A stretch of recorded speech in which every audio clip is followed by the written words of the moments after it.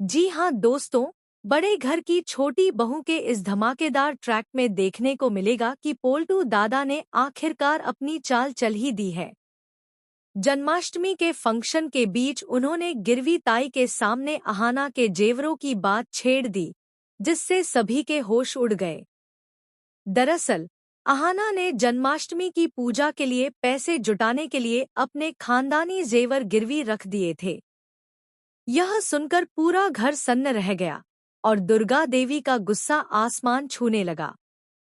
उन्होंने अहाना को सबके सामने फटकारते हुए कहा कि उसे यह हिम्मत कैसे हुई खानदानी कंगनों को गिरवी रखने की। अगर पैसे नहीं थे तो पूजा को या तो कैंसिल कर देते या सादगी से कर लेते। लेकिन इस बार अहाना चुप नहीं रही।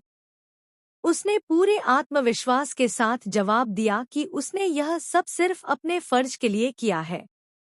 उसकी मंशा थी कि माँ की इच्छा के मुताबिक पूजा पूरी हो और सारे मेहमानों का आदर सत्कार अच्छे से हो। अहाना ने वादा किया कि वह अपने कंगन छुड़वाकर सारे पैसे वापस लौटा देगी। उसकी आंखों में सच्चाई और मजबूरी देखकर माहौल कुछ देर के लिए शांत हो गया। तभी दुर्गा देवी के मन में यह सवाल उठता है कि इतने सारे मेहमान आखिर आए कहाँ से, जबकि उन्होंने तो इतने लोगों को आमंत्रित ही नहीं किया था। इस पर अहाना सच बताने का फैसला करती है और पीसी माँ का सहारा लेकर सबके सामने कहती है कि यह सब बड़ी बुआ और ठाकुर जी की चाल थी।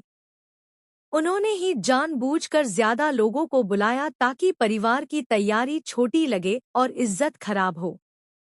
यह सुनकर दुर्गा देवी का रौद्र रूप सामने आता है। वह अपने बेटों से साफ कहती है कि अब वह किसी की चाल में नहीं फंसेंगी और हर किसी को अपने हक के पैसे देने होंगे। इसके बाद वह खुद गिरवी ताई को पैसे देकर अहाना के कंगन वापस ले आती है।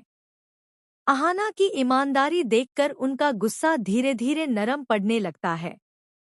हालांकि वह अब भी नाराज है कि अहाना ने इतना बड़ा कदम उठाया और पूरे मोहल्ले को बुला लिया, वो भी बिना पूछे।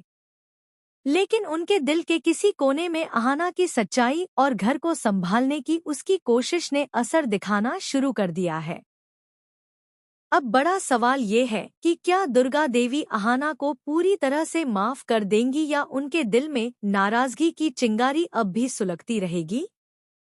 और क्या पोल्टू दादा और ठाकुर जी की चाल यहीं खत्म हो जाएगी या वे फिर से कोई नया षड्यंत्र रचेंगे?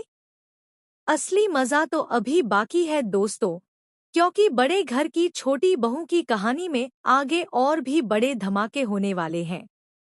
अगर आप चाहें तो मैं इसे और भी नाटकीय या सरल बना सकता हूँ, या इसका वॉइस ओवर स्क्रिप्ट वर्जन भी बना सकता हूँ।